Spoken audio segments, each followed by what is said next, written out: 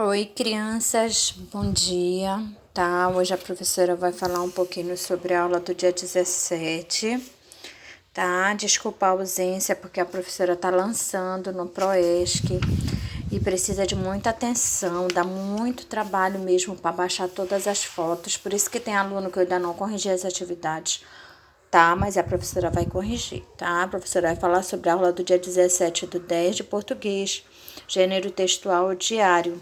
Vai ser no livro do PAP, páginas aqui, ó, 47 a 49, tá? É bem tranquila essa atividade, tá? Você vai ler A Água na Gigi, tá? Ele é um texto, um gênero textual, é uma narração, né? Mas é um gênero textual diário, tá bom? Aí bem aqui ele explica o que é um diário, né? Deixa eu ler aqui para vocês. Um diário é um caderno em que a pessoa registra os acontecimentos do seu dia a dia em forma de conversa. É como se estivesse falando com ela mesma, tá? Então, aqui a pessoa, no caso a Gigi, ela conta um pouquinho do que aconteceu em determinado dia com ela, tá? Leia com atenção, com tranquilidade, eu sempre peço isso, olha. Porque quando o texto ele é um pouquinho grande, se você ler rápido, você não vai compreender a mensagem. Leia assim, ó. Meu querido diário. Preste atenção quando você lê para você acompanhar os sinais de pontuação. Minha vida é cheia de aventuras. Escapei de morrer queimada outro dia, para quase morrer afogada ontem. Isso mesmo, meu diário, quase, quase, entendeu? Então você faz a leitura todinha do texto. Depois você vai responder a interpretação do texto que é as questões 1, 2, 3, tá? E 4. Essa 4 aqui, ele pergunta como é que a Gigi, né, ela sauda e como é que ela se despede do diário. Quando a Gigi ela vai escrever, ela fala como se estivesse falando consigo mesma. Olha só. Como é que ela sauda? Ela fala assim, ó. Meu querido diário. É igual quando você vai escrever uma carta, né? Você fala, oi, tudo bem? Né? Como você está? Né?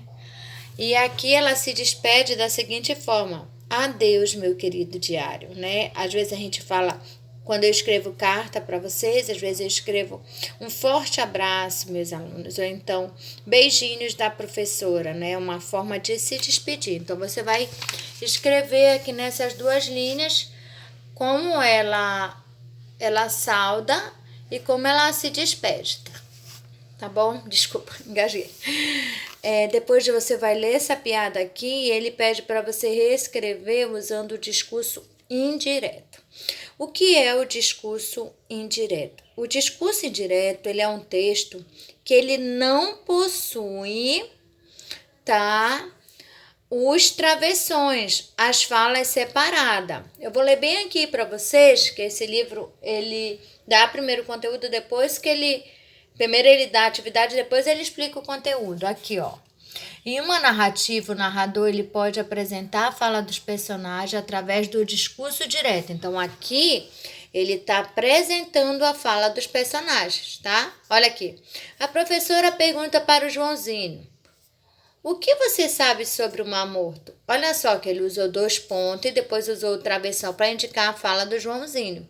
Então, todo o texto ele escreve assim, apresentando a fala. Então, isso aqui é um discurso direto. Aqui na atividade, ele deu várias linhas lá embaixo e ele pede para que você transforme esse discurso direto em um discurso indireto. Se é indireto, então o que é que vai acontecer? O narrador é quem conta o que o personagem diz. Tá? Então, você vai tirar toda essa pontuação e vai fazer um texto direto.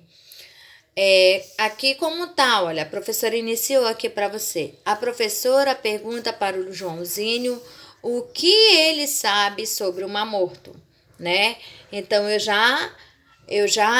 eu falo e respondo ao mesmo tempo, tá? Eu dando a resposta, porque o discurso é indireto, ó, discurso indireto, tá? Aí depois você vai dar continuidade aqui. tá? A professora pergunta para o Joãozinho o que ele sabe sobre o Mar Morto. Aí você vai colocar.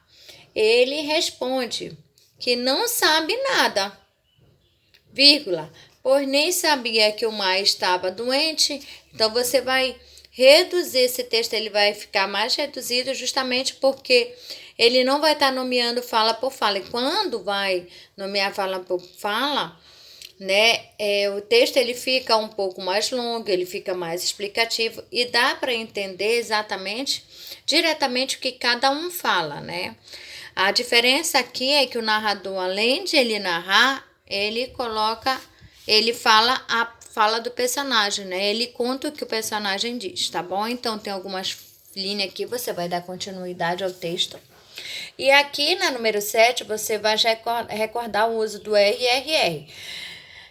Já tá resolvido aqui, vou dizer pra vocês por quê, porque eu acho que eu gravei esse vídeo ontem umas 4 vezes, eu tive que parar, porque meu celular não suportava mais, então eu gravava e depois eu via no final que não tinha gravado, tá? Então, quando é que eu uso o R e quando eu uso o RR? Deixa eu explicar para vocês. O R, sempre que for no início de palavra, você vai usar um R. Por quê, professora? Porque não existe palavras com 2 R's no início, tá? Porque o R no início, ele já tem um som forte, ele é usado como som forte na palavra. Um exemplo aqui, ó. Rede. Vocês lembram que vocês aprenderam lá no primeiro ano assim, Rá, Ré, Ri, Ró, Ru? Então, esse é o som forte.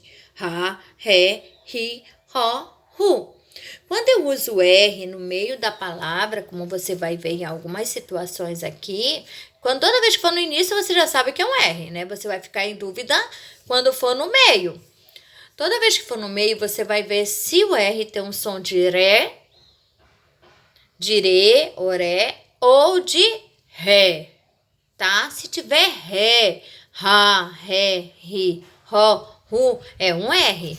Quando tem Rá, Ré, Ri, Ró, Ru, é um R, tá? Então, deixa eu repetir, porque eu acho que eu me confundi. Toda vez que for Rá, Ré, Ri, Ró, Ru, 2 R's, tá? Toda vez que tiver som de Rá, Ré, Ri, Ró, Ru, é um R, porque o som é mais fraco. Eu vou dar um exemplo aqui pra vocês, porque eu acho que quando eu expliquei ainda agora, eu troquei, tá?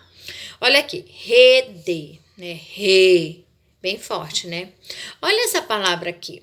Ele não tinha o R aqui, nem os 2 R's aqui, tá?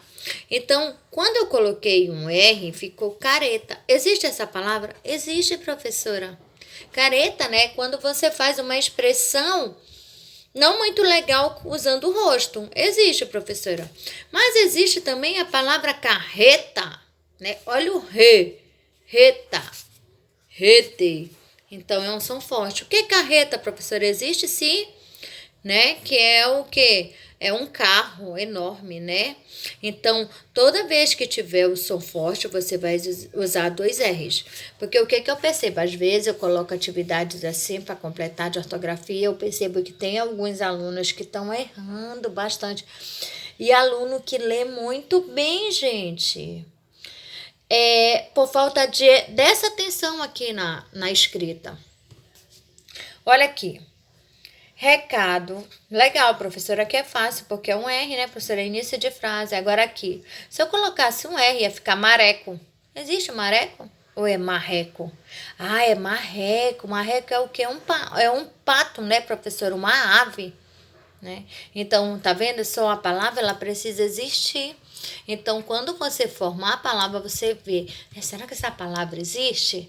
Ah, existe, isso é tal coisa. Então, você já sabe que está correto, tá bom?